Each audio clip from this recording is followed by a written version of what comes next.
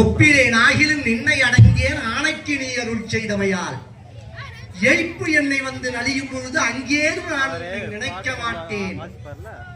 அப்பொழுதுக்கே இப்பொழுதே சொல்லி வைத்தேன் அரங்கத்தரவணை பள்ளியானே. டேய் தமிழா, மருத்துவத்துறையில கூட அட்வான்ஸா இந்த மாதிரி ஒரு விஷயத்தை செஞ்சு வைக்க முடியாது.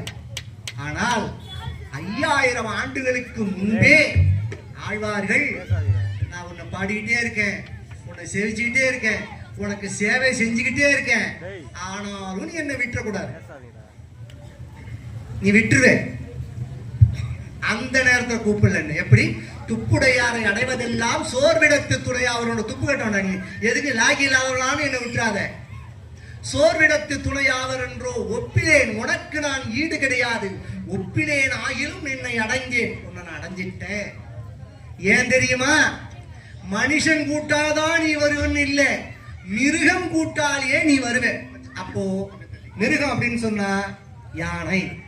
ஆதி மூலம்னு சொன்ன அந்த யானைக்கு அருள் செய்த எப்படி எய்ப்பு என்னை வந்து நலியும் பொழுது அங்கேது நான் உன்னை நினைக்க மாட்டேன்.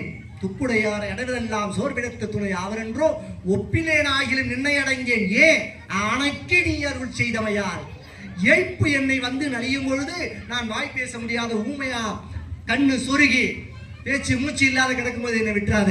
எய்ப்பு என்னை வந்து நலியும் பொழுது அங்கேது நான் உன்னை நினைக்க மாட்டேன்.